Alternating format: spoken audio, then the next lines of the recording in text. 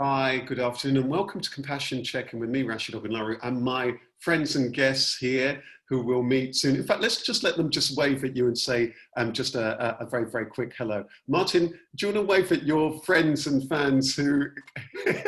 Friends and fans. Hello, friends and fans. Dr. Martin Patrick here. Good to see you. And here and below you on my picture is Iris. Iris, do you want to give a wave? Hey, I'm Iris. And Frank in with the wonderful backdrop behind you, if you want to have a wave. Hi everyone, Frank. And just on time, it's our singer turn, Barbara. Danny, do you want to just say a quick wave and as hello? Hi everybody, nice to see you again. Sorry I'm a little bit late. Don't you worry, you're here and you've just arrived in time for Compassion check-in.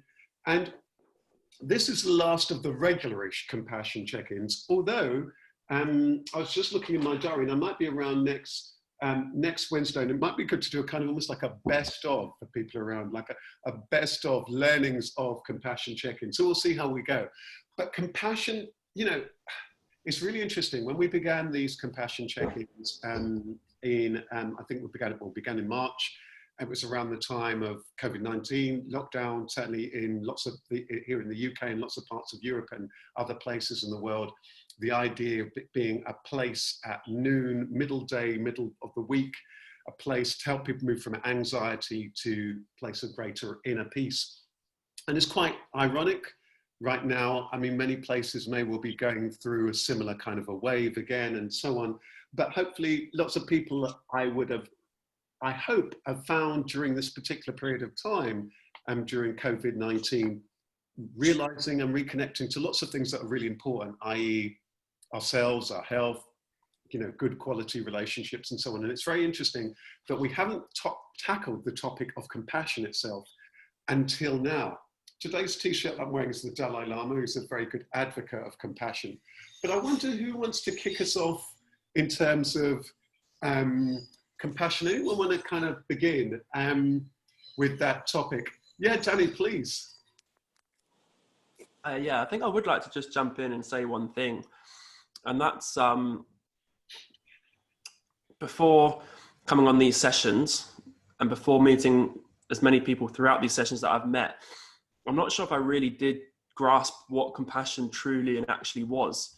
And it's through this series of learning a lot about all of these themes that we've gone on throughout all these weeks and spending time with like-minded people and just having the benefit of all of this deeper knowledge of things that we put, you know, that we're using in this world with different words and different things, is actually now a really nice moment, I think, to come and tackle it, because I feel like there is a deeper understanding for me personally and what compassion is, and I just feel really grateful for that, and happy to pass it back on to someone else, but I just wanted to say that before. Yeah, wonderful, Danny. Wonderful. Yeah, would you tell us what for you is it? What was it for you before, and what is compassion now? And it's interesting because what jumps out to me, Danny, is that the thing is that I guess there's a difference between it purely being a word and what it's like when we experience it and when we live from that space and when we show up from that space. So for you, what if you had to describe it, what is it? I guess if I can try and recall back to the days when I thought I knew what it was, but couldn't, and now realizing it naturally wasn't that. I think I just thought it was about being nice, just generally being nice. And just, I think there's an element definitely to that within compassion, that it is about being nice, but there's something a bit deeper that I found, and it's sort of being nice from not just a space of doing it for doing its sake. It's about what how you are being nice, how you're showing up, and how you're really understanding a bit deeper and really listening to that person. If it's being compassionate to somebody else, for example, if you're really listening to that person and what's going on for them, and just taking on a little bit of that, taking on a little bit of what is going on for them, rather than just surface level saying it'll be all right or it's okay, or, you know, it's about just going deeper within yourself to take on a little bit of what's going on for them.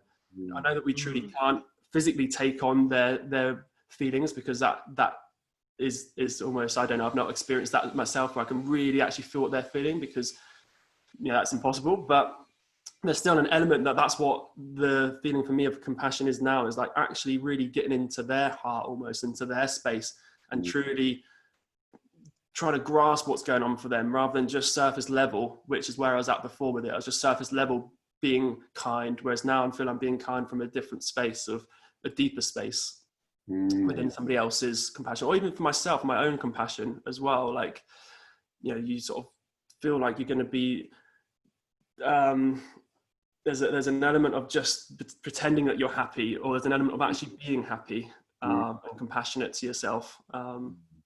Yeah.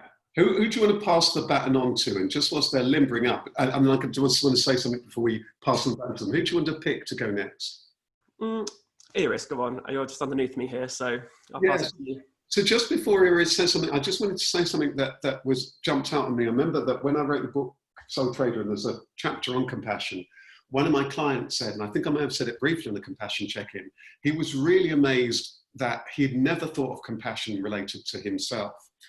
And it became very, very clear that he needed to be kinder to himself. And I find this with people all the time as a coach. And this thing about really caring about oneself, being kind, not being harsh to oneself, really being on one's own side, having that empathy for oneself was really important. And I was making that point that, to me, it's important for it to begin there in order that we can genuinely have the resourcefulness and the space to be able to show that to someone else. So I just wanted to just say that, because I'm so glad that you mentioned that self bit of compassion. Iris, over to you, compassion. Yeah, you said it just now. I think I'm a natural empath, and I have learned the hard way that caring and having a lot of empathy and compassion and caring about others is also quite risky if you encounter the wrong kind of people. And one thing that I think we're never really taught about, we're taught about pickpockets and not to, you know, climb into other people's cars, but we actually never learn about these soul vampires, if you so want, who really suck the lifeblood out of you. And I think compassion, if you don't have confidence in your boundaries and that element of self-care, can be quite a destructive, dangerous thing as well. I think it's one thing that makes the world go round, you know, because without love and compassion, our world wouldn't be, humanity wouldn't be what it is. But I think many people learn the hard way how to look after yourself and how to be compassionate with yourself. And that sometimes in society that can be interpreted as being selfish, and it's not at all selfish. It is essential to be effectively compassionate, I think. Yeah, that effectively compassionate is really, really interesting. Again, it's interesting. Yeah, Dr. Martin. I thought compassion check-in was last week, as you may remember, and then it's this week. And so I took a note last week. And the useful thing about that is that it's given me some time to think about the note that I wrote to myself. And the note that I took is, compassion for me is not simply about empathetic respect for other people's humanity and dignity. It is about forgiveness. But I don't do drugs and I don't do forgiveness. And I've had to alter the forgiveness element of that. I've had to learn about and teach myself the meaning of and the reasons for forgiveness. And it has brought me to a point that I've learnt that truth is about diplomacy as well. You can be very truthful to someone and also be deeply hurting. You can hurt them in ways that not everyone, you know, everyone's level of strength is not your own. And you say something, it's just like, you know, I'm just telling you this because it's the truth. And the words come out of your mouth, and you're saying what you're saying, and you may be tearing that person apart. And so diplomacy and tact, I think, is about compassion and empathy and respect. These are vital ingredients that help you to understand. But one of the things that I learned in controlling my anger some years ago, because I used to be a very angry fellow, and I was not reluctant to display my anger, but that would detonate in front of people, and I could see them step back, and I could see the recoil. And you think, well, I feel better. I've told you exactly what I think. But when you adopt that that life strategy, when you adopt that practice, you can detonate in front of people all you want, but what's going to happen is that you keep people away. They approach you very, very cautiously, and they don't feel comfortable, they don't feel confident, and they feel vulnerable just being around you, because whilst this is not directed at me, I am actually in the vicinity, and the blowback can hit you like shrapnel. And you just think, Jesus, I've got to keep away from that person because it's too much. And learning that was, for me, vitally important, that you have to measure your response, and you have to be very conscious of the rationale that has forced you to say the things that you're saying.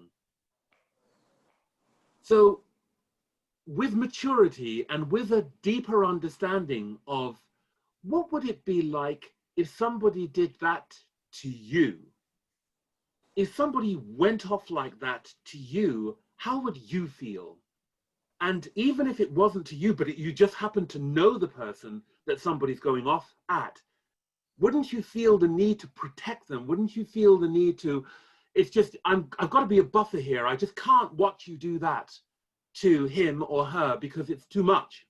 Mm. And all of those things actually gave me a profound life change in understanding when you have something important to say that's about someone's misconduct or bad behavior or whatever it may be, there are ways of saying it and there are ways of doing it. Mm. And when you are telling someone, I don't want to be treated in a particular way, there are ways of saying that also. Alerting them to your vulnerability and your compassion and explaining to them, no matter what I've done, there is no justification for what you've just done to me. Mm. And okay, you've got that off your chest, but that actually has landed on me like bricks that have beaten me to the ground. Mm. So to me, compassion is absolutely about forgiveness and tact and diplomacy and understanding how would you feel if somebody did that or behaved like that to you. Mm. Yeah. And that's what changed me. Yeah, thank you so much for sharing that, because I think that for many people there will be this kind of journey, isn't it, that they're on from where they've been and what's going on in their own lives, and whether they're able to, whether there's any room for them to be able to demonstrate compassion or care or awareness of anyone else. And awareness is going to be absolutely central to that, and a willingness and a readiness to move forward. Frank, I'd love to hear your initial thoughts and feelings about compassion. You really don't want to get me started on this one. The best word for me, compassion, for me, it speaks to one's humanity and where you are on that index. I've been delivering some sessions on allyship in the wake of the George Floyd murder, televised murder. And what I've been saying to the audience, who have suddenly just woken up to what's been going on for the past 400 odd years, is, had it not been for that one particular incident, which is just one of nearly 4,500 in the last 3 years, would we even be having this conversation now? And the reason I struggle with that is because in this country, I can't speak for other countries because this is where I was born, brought up, educated. We're a nation of animal lovers, and no person, unless they were no one would see an animal being treated the way you see black people treated on TV, and not challenge that. And I know that, and I gave them an example. I said in my last job, when I worked for DEFRA, my policy area was animal welfare, and I remember someone wrote into their MP because a neighbour had bought a puppy 9 weeks ago, and they hadn't seen that puppy been walked. And I'm just saying that on a level, whereas you see how, man's inhumanity to mankind, that doesn't get reported. You give that a buy, but and I just I just don't get it. So for me, I'm really in a turmoil with this at the moment. I'm really struggling. On the one hand, I want to be positive about it, but I'm thinking, well, how could you not, how could you be so blind for this length of time, and suddenly have your eyes opened? So for me, it is about, where people are on that scale of their humanity, at what's the threshold where they actually feel that they actually care about something enough so that it matters for them to do something about it. Very powerful. I'm just about to bring Danny back in. I think there's a number of things here.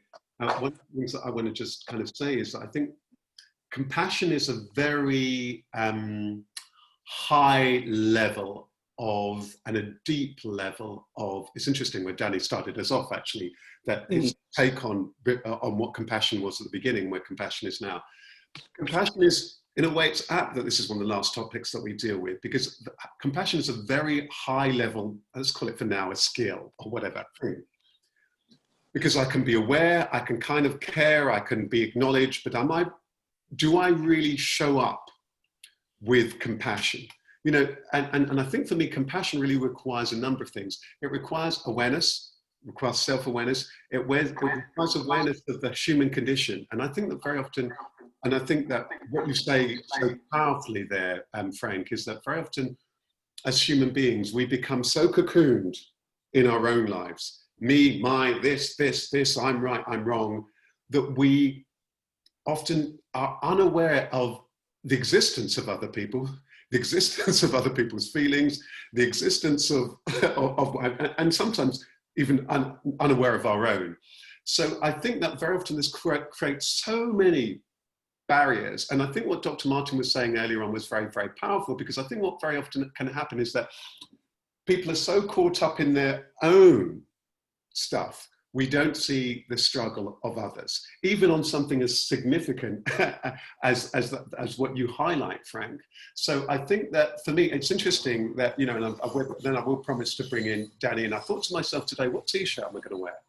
And I was running a session today for an organization, it's on belonging. And then I was aware I was doing compassion check-in afterward. And I thought, no, I'm going to wear the Dalai Lama t-shirt. And I'll tell you why. Dalai Lama is the spiritual leader of a country that's not been, he had to leave when he was like a small kid. So here he is the leader. He is the spiritual leader of the country. He's not even allowed in his, but here is somebody whose compassion, his heart, his peacefulness, his sense of joy, his sense of belief in the human condition is so high despite so many things. So I think that there's something here about how is that we're able to invite everybody to find compassion, to invite them to begin to find it. And it's so difficult. And I think it's really difficult, particularly when we're in those really difficult rooms where we're working with colleagues who should understand these things and they don't. So it's not an easy one. It's not an easy one, is it? Danny, I'm back over to you.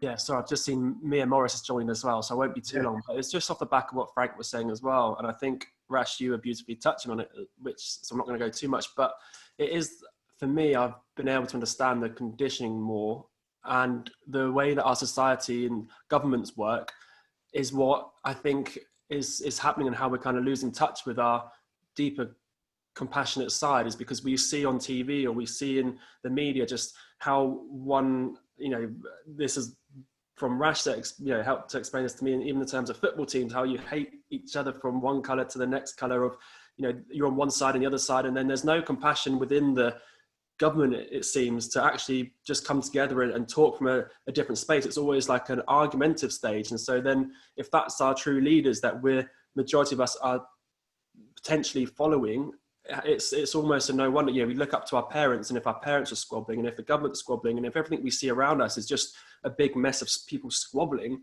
it's hard to then not just get into that mess yourself and be conditioned in that way that this is how we communicate through our lives. This is how we communicate, by having one person believe this and one person believe that, and if you don't, then we're going to clash and we can't be compassionate towards each other just because our beliefs are slightly different.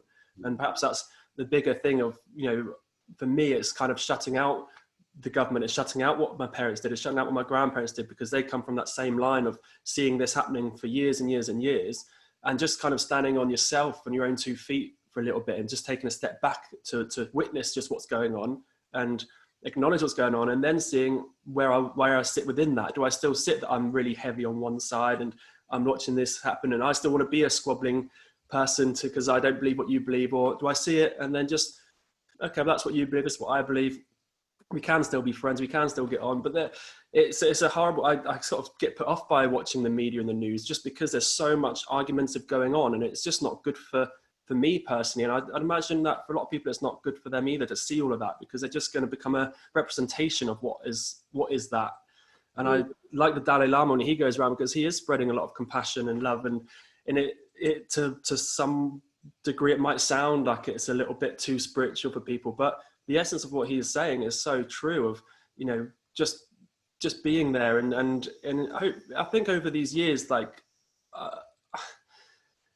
only been around for 32 years, but I can see some form of history of what's happened. And I think we have got to a much better stage than we were maybe 50, 60, 70 years ago. So it's happening, but it's just happening slowly. It's like the change of people becoming more compassionate and more aware feels actually really promising, that it's happening, that there are these discussions like we've run today, that this is going on and it's being noticed a little bit more, which is an amazing feat.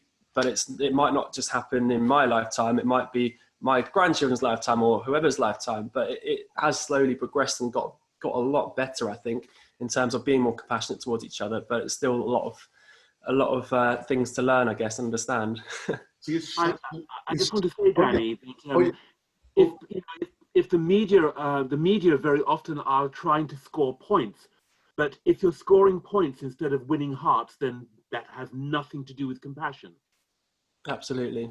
Yeah, no, it's an interesting one. It's interesting. One of the things that, just building on all of that strikes me, and I'll bring Mia in because it's beautifully rich and often beautifully complex, is that there's something to me that struck me a while ago that I feel as a species, the two things that hasn't risen in our time on the planet, I would say, are two things: our consciousness, and as this is a species level, our consciousness and our compassion on a species level. Individually, for many people it has, but as a species, you can go back into ancient Greece and you can see the level of consciousness is high and often lots of level of compassion. But as a species, it's really poor.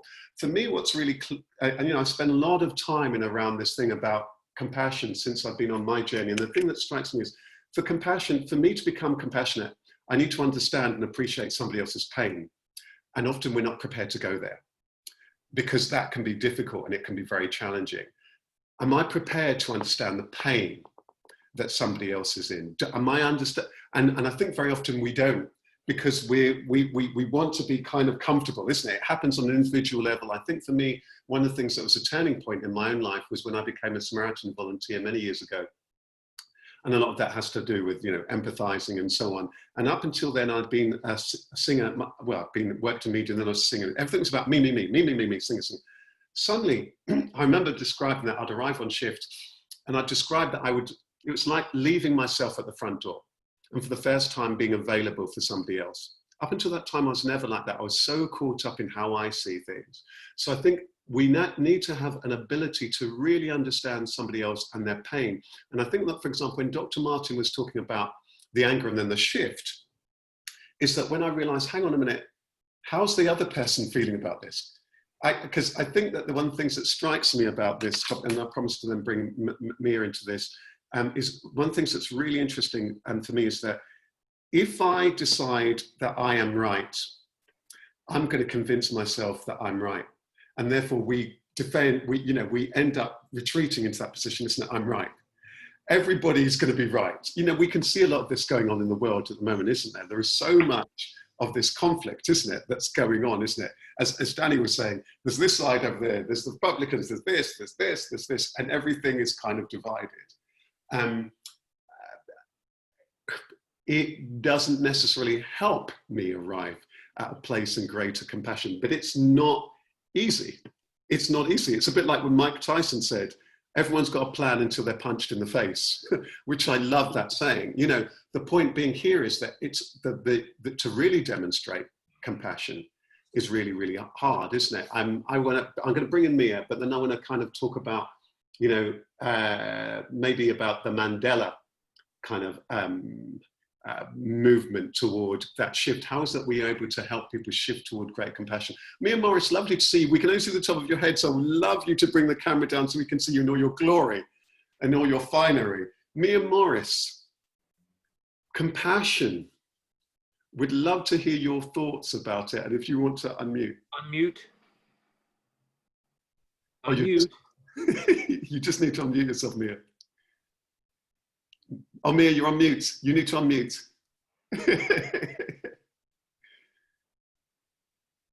Okay. Let's see. Oh, you just need to unmute and then we'll be able to hear you. We're on tenterhooks. We'll bring her back in a moment. Mia, you there? Mia, we can hear you now. So if you just want to bring the camera down, then we'll be able to see you too. So yeah, Mia, compassion. It's a bit like wisdom, isn't it? Comes with age. As you get older, do you become more compassionate as you get older with the wisdom? Good question. I feel that the link between the two things is that the more you share them, the deeper the well gets. I think that wisdom and compassion share one thing in common. The more you share them, the more you share it, the more you give of it, the deeper the well gets. But I don't think it necessarily relates to age. It might relate far more to stage than it does to age. Okay. And that's it. That's my end of pearls of wisdom today. But I think Frank, you point to a really huge dilemma here. Because I think that you so often you take something that was really very often it's so hard, isn't it? I mean, for me, I've experienced times whereby I've intended to be really kind and compassionate, right? And then I'm in a meeting with a group of people, and somebody winds me up. Do you know what I mean? And do you know what I mean? And up until that moment, I was really calm, but there's somebody who winds me up, and then until after that. And I reflect, and I can think about, I can think of certain people who I know who, and for me, it's had to become such a practice to learn to be compassionate, especially where people do not have the same level of consciousness or humanity that you have. This is where it becomes very difficult, because what you point to is the fact that we hope, don't we, that people can see or are aware, or that the moral case or the conscious case or the business case has been made, but it won't always be the case. So it's a real challenging dilemma. How does one find compassion even if it's not being shown to one? Which again brings us back to, doesn't it, the Dalai Lama. I mean, anyone else want to take us? Yeah, please, Iris. Yeah, kind of relates actually to the Dalai Lama, because, when Dr. Martin was talking about forgiveness earlier on, I was thinking, on my personal journey, I had, in my mid-30s, came to faith. Culturally, we call ourselves Christians, and then comes a different journey, whether that translates in faith, and then you engage in church different. And there are actually a lot of doctrines. And it never ceases to amaze me how many Christian beliefs you can have and argue amongst each other who's right, which is actually the opposite of love in a way. And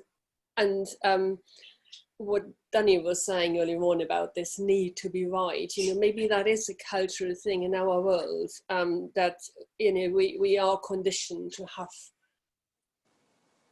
the ability to say this is right or wrong as a benchmark for myself. And then comes this forgiveness is a really interesting central point of Christianity, and fascinating when you go to the more Buddhist level, that actually it's about acceptance, because forgiveness has nearly a judgment that somebody is right, somebody is wrong, and it's then very generous to forgive the person who's wrong. Whereas if you go beyond that to acceptance, it doesn't matter who's right or wrong. And I find that actually really challenging, you know. And at the moment, I think, you know, you just need to switch the news on. It's very difficult to be compassionate and accepting without taking sides, and just, you know, taking it in what's going on and not passing judgment, not getting emotionally involved, and just accepting how people are. And maybe then there is a thing with compassion and wisdom to know when to respond with compassion and get involved with compassion, or when that is a wise and relevant thing to do. It's interesting because it makes me think of, thank you so much for that, it makes me think of the thing that they will say in certain fields of, for example, certain fields of counselling, that being able to separate, if you like, the person from their behaviour, and how much of the behaviour is taught, how much of the behaviour is conditioned, how much of that, and it will vary hugely depending where somebody is on their compassion, on their journeys and on their life journey. I think this and compassion, it's interesting because it seems like a light and fluffy topic, but it really isn't it? Because it raises so many questions of forgiveness, questions of morality, questions of humanity, and how it is that we treat each other as a species, and this thing about acceptance, and realizing that one of the same, because I think it also brings up the fact that in life there's conflict and there's separation. We experience ourselves as separate from each other, don't we? And so on so many levels, you know, it can happen, and it can happen within even families. I say even within families, isn't it? Who's experienced here in a family? You know, you get family, you know, on paper everyone's related, and yet there's this, you know, there's this huge divide between two people very often. And very often we find that we're just stuck there and we're not able to move beyond there. I think there's something very interesting there about acceptance, something very interesting about forgiveness. For me, there's also something here interesting about compassion and dispassion. And what I just want to explain from him what I mean by that. For me, I think you can be compassionate and dispassionate at the same time. Compassionate, really, do I really care? And do I, and maybe a really good example of this is if I'm you know, a surgeon. So many people do so many jobs where they're going to need to be compassionate and dispassionate at the same time, isn't it? You've got to discharge something. You've got to be able to do something. You've got to be a teacher. Can you be compassionate towards somebody, but absolutely you are very strict at the same time? It is very, very, very difficult. And, and the emotion word that you brought in there, Iris, I think is a very useful one, because emotion suddenly is a thing that it suddenly goes red. I think, Dr. Martin, we go back to the thing that you talked about when you talked about anger, because I think anger, isn't it? Anger is the thing, that the cloak that stops us a lot of the time from arriving at a point of compassion. So I always want to ask, can I ask you, how did you find the route beyond anger? Because I think for me, I think there's a path here, isn't there? For me, I think there's a path. How can I move beyond my anger or my ignorance in order to arrive at compassion? I'd love to know your thoughts and your experience on that. Thank you.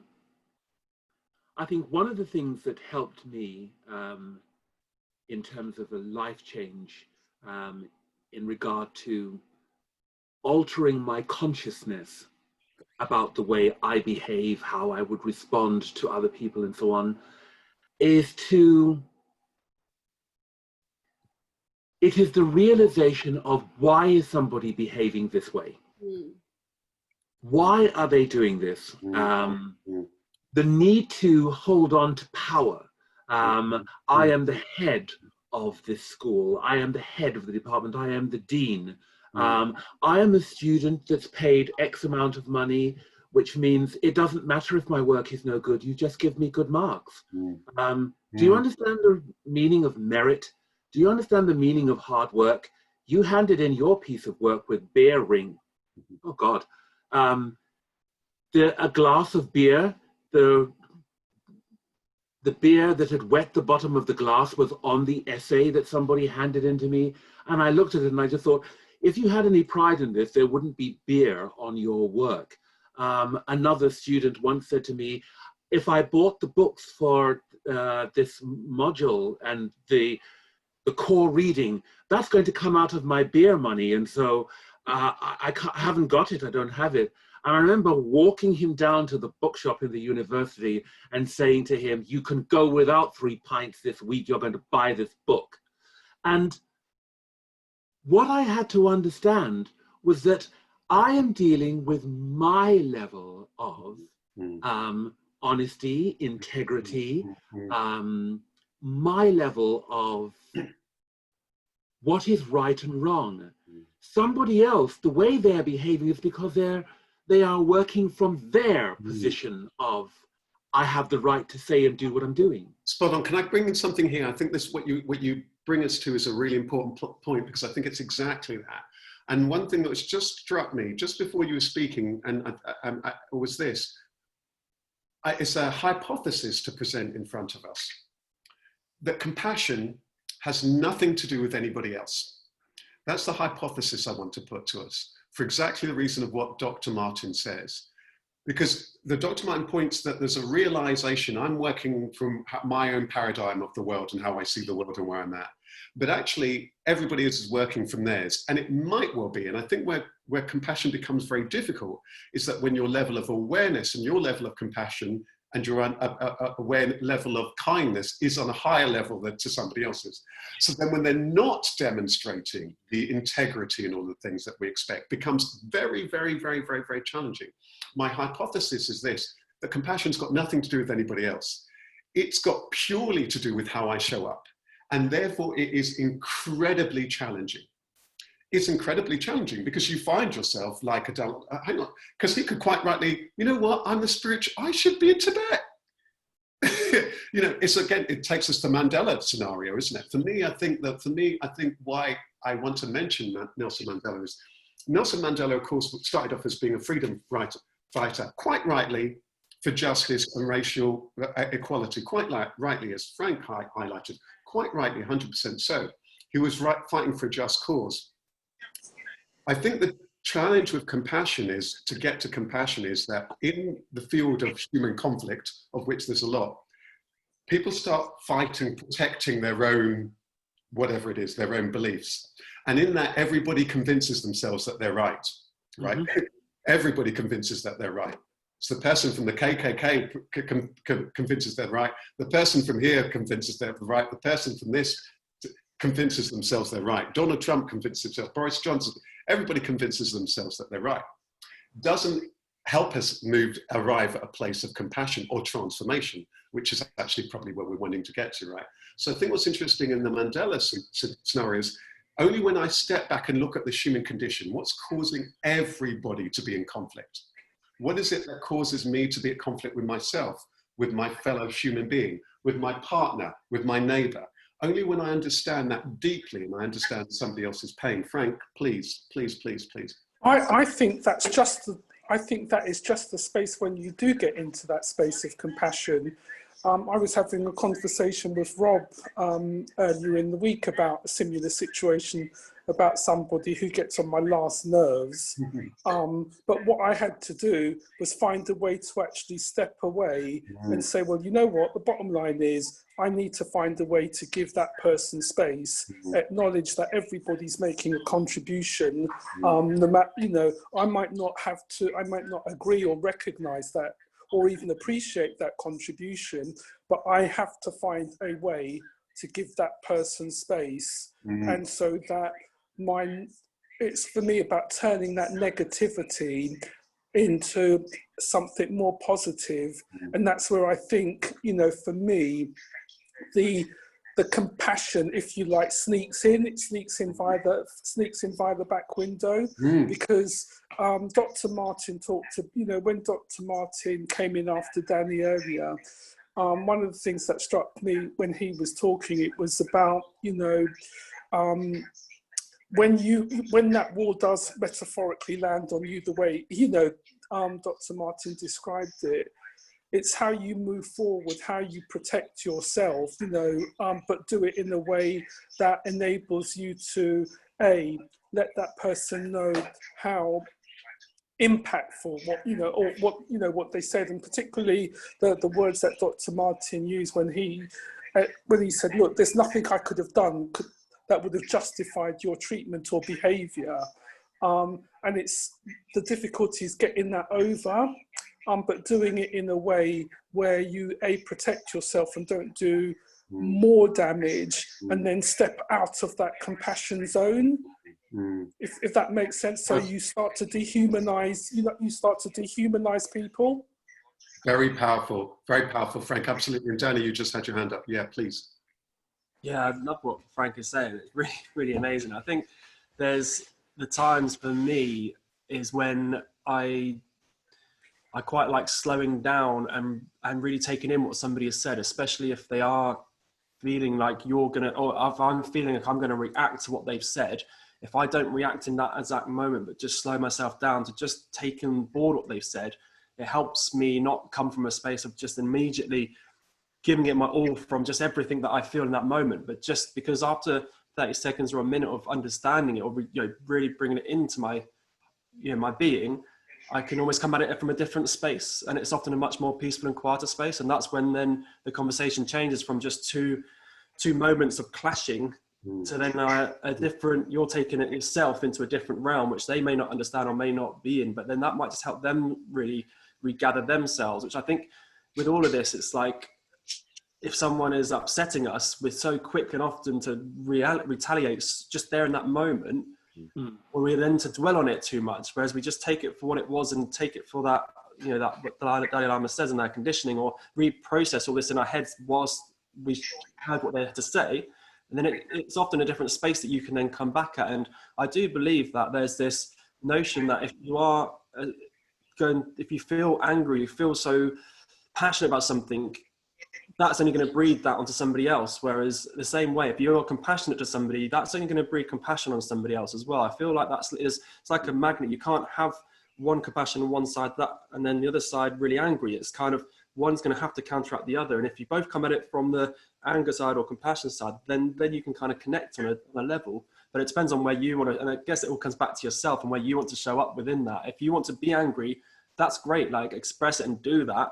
But are you going to get anywhere doing it? Have I got anywhere in the past by being in that way? Or if I'm going to show up with compassion, and if they don't show up with compassion, that's okay, because later on in 2 years' time, a year's time, or next conversation they have, there'll be a conditioning that you've put into their head, which might actually mean they might think ahead later in line. It's almost like we want that instant notion that they've listened and understood us now, but even in just us saying something compassionate, kind and nice to them now, that might mean in a few years, weeks, months, however long, but that will still be planted in their head that they got shown compassion once in their life, and now they're going to read into it a little bit more.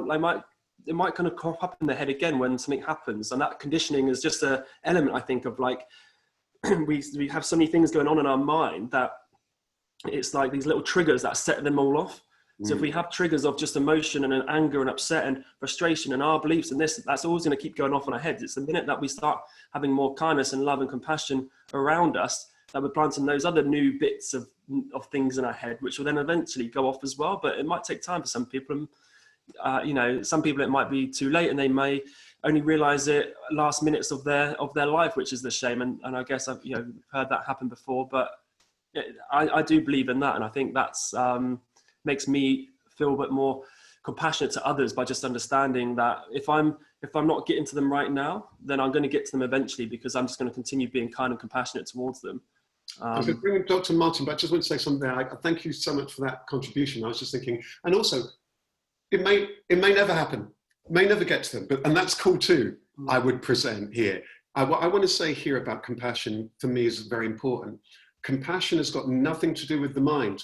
It's got nothing to do with the mind. You pointed to it. It's the antithesis of the mind. Most problems are mind-made, man-made, mind-made. They're ideologically based and egoic based. What I want to present for us to consider is that compassion is actually about heartfulness. And heartfulness realizes that a baby's going to arrive kicking and screaming. It realizes that we're going to fight at this point, at that point. That's the human condition. So compassion has got compassion isn't necessarily about fairness. This is very interesting and it's very, very challenging. Fairness exists still in this realm of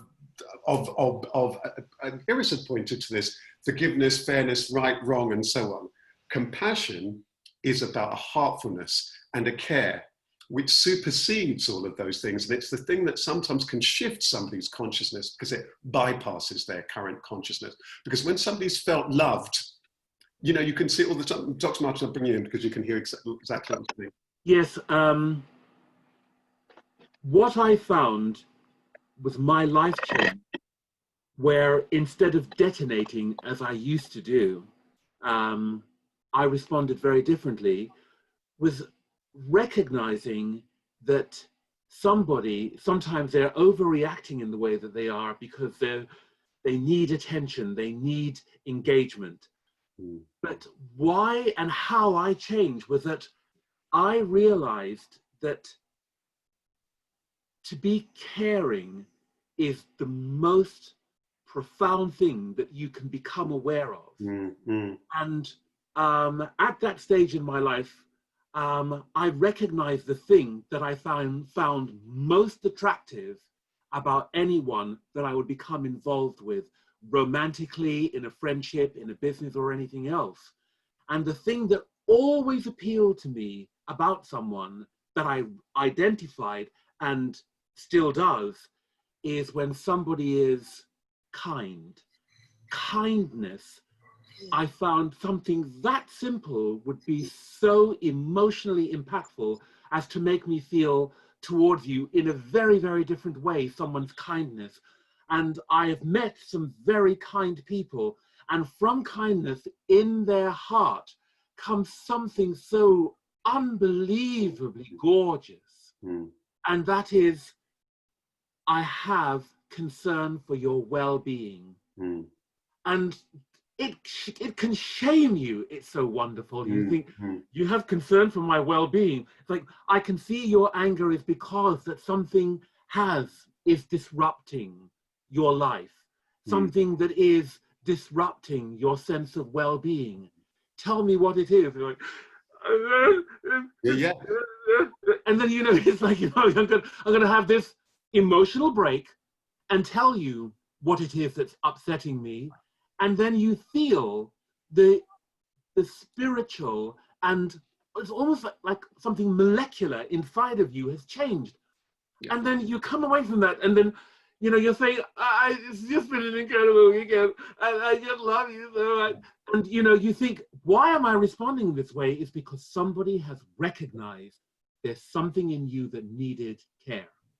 You're absolutely right. There's something, but we often don't talk about the power of the power and the fruits of compassion and kindness and love, which is profound, because you can have that kind of exactly that thing that you describe in so many different situations where you'll see a breakthrough, let's say two people, friends, partners, whatever, and there's been a clash, and then all of a sudden somebody just steps back and shows kindness, and all of a sudden everything's forgotten. I'm so sorry. And there's a breakthrough. I'll never forget, I'll just use this as an example in an organizational sense, because Frank had brought in how in organizations there can be a lot of conflict. But I remember one of the most powerful things I ever saw, and it also related to equality, diversity, and so on. There was a meeting of the BME network, Black and Minority Ethnic Network, with the chief executive of this trust. Chief executive of the trust walked in and said, and this was so powerful, it was a session I was facilitating, he said, I've come here to say that we failed you. We failed you as a trust. And he talked about the stats and so on. Immediately, something powerful happened. Everybody in the room was on the same page. The warmth, you know, do you know what I mean? Because he had said the thing that needs, and it had shifted the dynamic in the room immediately. And people were suddenly coming from up. He then proceeded to open up from his heart and share, you know, all sorts of things about his own journey, his own background. And it was very, very, very, very, very, very powerful and very, very profound. Because you know, you're not, what you're talking about, Rasheed, is not someone managing people, which is what a lot of our culture today tries to do. I'm managing this, and I will come out on top. I'm managing you, and you will feel better through my advice and wisdom. I'm managing this entire god-awful situation that we're in, and you will thank me later. It's like, can you just break your back, lean back and kiss your own ass so that you can break your neck? Don't congratulate yourself for something that you haven't done. This is really, you know, it's a kind of plagiarism from the greatest minds in the world when some politician or, oh God, somebody online, someone in Facebook, or someone tweeting just thinks, you know, and here's my opinion. Yes, it's an opinion. It's not helpful. To understand the meaning of compassion, you have to understand, how do we take somebody's pain away? By helping to acknowledge their humanity. And if I acknowledge your humanity and I'm now feeling closer to you and understanding what ails you and understanding what inspires you, this is where people become friends, friends of the heart and friends, I pointed to the head, friends of the heart and of the head and of the spirit. And you just think, I have so much respect for that woman. I've got so much respect for that guy because he is so far away from being unkind. He is so truthful. They are so caring. And that authenticity of truth is what we profoundly value. And it was those things that I needed to connect to that helped me to recognize, I'm hearing your anger and I'm seeing your bad behavior because you feel neglected, you feel abused, you've suffered whatever you're suffering, and it's like somebody's alerting you to the fact that they're in pain. And the discussion of conflict that you're having with them is about that I am still in pain. But, you know, very often what you do is that you create a barrier to that. It's like, you know, well, I don't care if you're in pain, okay? I didn't do it and I don't want your pain right now. And, you know, in between your head that looks like a Thunderbird puppet and everything else that's going on that just lets you know, I'm not even dealing with this, okay? Well, that's not helpful. For me, it's just putting something that just speaks to what you said. It's just a beautiful quote. This journey with the mirror that you put in, it's beautiful. And that Rumi said, the quieter you become, the more you're able to hear. And I think it's that. And I think that maybe compassion, the test of it is recognizing that, I'll put it this way, there is turmoil, there is conflict, there is uncertainty. And there will be all sorts of things that frustrate us hugely, and all sorts of injustice. But how, and I think Danny pointed to this, but how is it that those things are able to be really, truly and sustainably addressed? Can they really be resolved through conflict? Can they really be resolved through conquering people? For a while, I was saying compassion is even more powerful than courage. Sure, with courage, you can conquer the world, but only with compassion can you heal or you can build it. And I think that's ultimately the Okay, I'm holding my hand up for a 5 there, man. That is beautiful thing. That is beautiful.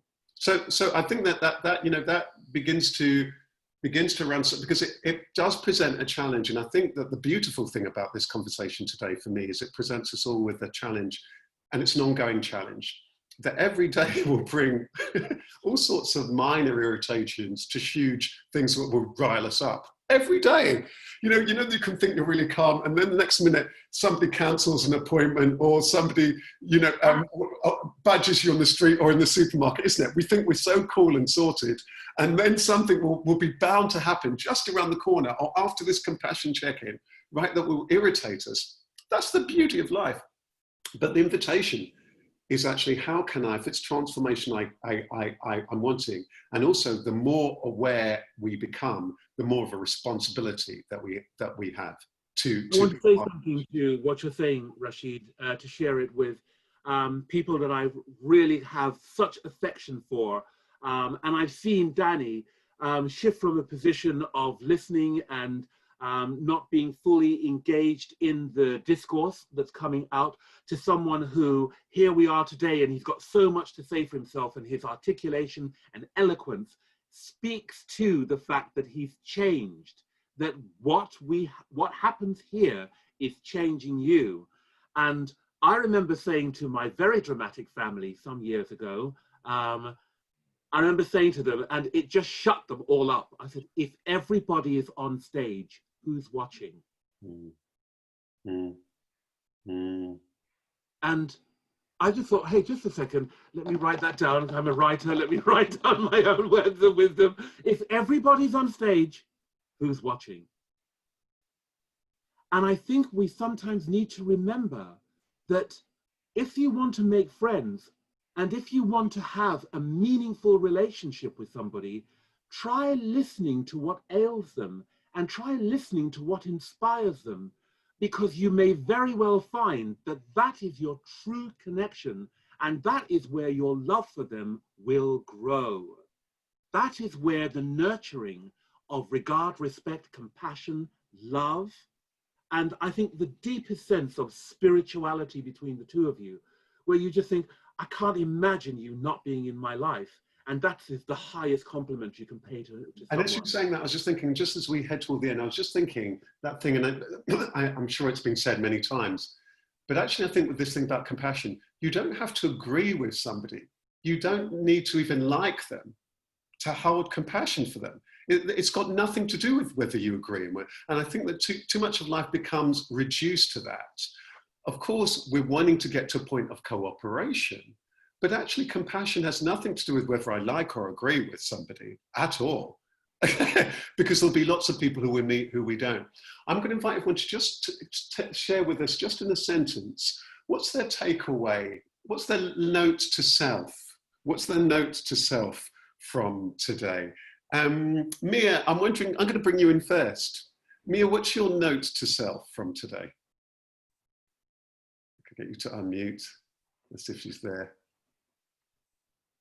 Oh, Mia, your note to self from today? Oh, you're still on mute, my friend.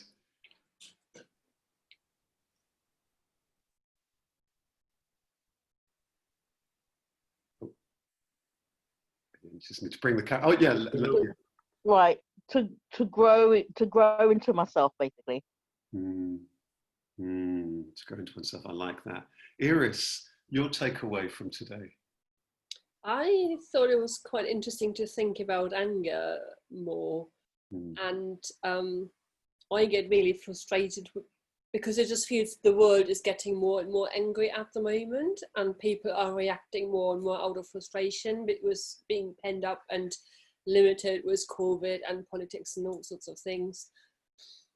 And I hadn't actually realized how much I lack compassion to accept that in people rather than being frustrated by it, if that makes sense. Yes, makes so much sense. One needs to understand fire. yeah, you're so right. It's so true. And to have, Dr. Martin, you're learning from today, your takeaway.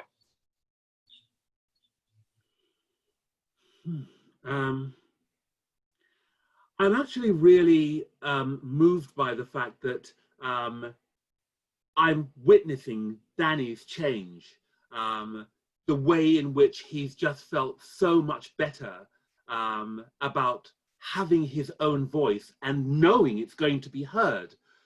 And that to me is the steps towards compassion, because when you know that someone is listening and paying attention to what ails you and what heals you, and that's going to be taken on board, you see someone's change, and that becomes a remarkable point of self-awareness and reflection.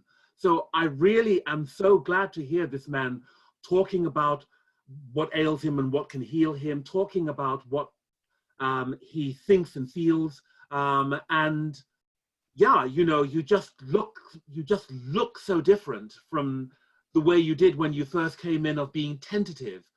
So I'm taking away the awareness that every single one of these sessions always leave us something to think about. And that something to think about, it actually, it nurtures, it grows, it manifests within our own subconscious, and it rises. Everything we learn ultimately rises to our conscious level of interaction. And I love that. Danny.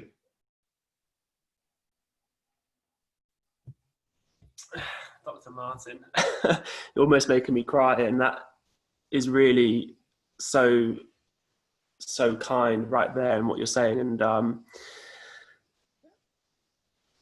I'm speechless, but was going to take away from this was silence as well, and that's because you've said it yourself in noticing me, and that's kind of been one of the biggest things, is just becoming more silent, and that's what I'm taking away. And I take away your love, and I respect that, Dr. Martin. I really, really appreciate your kind words, like super deeply. It really has choked me, but thank you. And thank you to everyone. I said it at the beginning of, you know, when I first spoke today, that it is through these sessions, it's through all of the kindness that everybody has on Compassion Check-In, and especially truly to Rash as well, and his time and dedication to the things that he does, that has that's changed me. It has been life-changing. These talks are so profound and so inspiring, and I can't thank everybody enough, because I have felt that difference that Dr. Martin is saying. It's been quite remarkable, the difference. And a lot of it comes from silence and slowing everything down and being quieter, and that's what I'll continue to take away from this as well going forward. Thank you so much for that. I think that those last points were everything that everybody said here, those and wrap-ups have been very, very powerful in terms of this thing about compassion, which the last thing I want to say is that, to me, not only that quote that I shared, that everything boils down to love and compassion or its absence, but it's almost as though that's all that there is. That's the path. Compassion is the path, you know, in everything, showing up. Can I show up compassionately? Can I show up with real kindness, with empathy, with understanding? That's what brings about the transformation. So I just want to thank you all so much for your time and for being here. And I'll be in touch regarding Compassion Check-In moving in. It might be that yeah, Dr. Martin. Can we stay in touch? Can we send each other email so that we can stay in touch with each other? Because I will have withdrawal symptoms next Wednesday. Yeah, exactly. We need a WhatsApp group. Well, can I suggest that? Well, if somebody wants to take that on, but here's the thing I want to flag up also. Could we do? I'm around next Wednesday at 12, and I think maybe what might be good to do is take the best of the learnings from Compassion Check-In. It might be lovely to do what have been the learnings, the takeaways from Compassion Check-In. Might be really, really lovely. But then let's pick up on also how we will stay in touch. And I was thinking about, with Compassion Check-Ins moving in, there's maybe some periodical ones where they may not be so often. It might be, for example, once every month or something like that. I also got something else up on my sleeve. I might as well say it here whilst we're still broadcasting, and a session of mine, which I won't say anything more apart from the title, Open Heart Surgery. Open heart surgery isn't about the medical type of open heart surgery, but it's about what Compassion Check-In is where people bring things to the table, and open heart surgery where they're looked at from the heart. Anyway, on that note, I want to thank everyone who's watching and everyone who's listening at home or wherever they are, or on the move. Let's stop the record button, which is here. Thank you all very much. And thank you to all my wonderful guests. If you want to wave and say goodbye to everyone, just before we stop recording would be lovely. Goodbye, goodbye, goodbye. Thank you, everyone. Bye. Thank you for tuning in. See ya. Bye.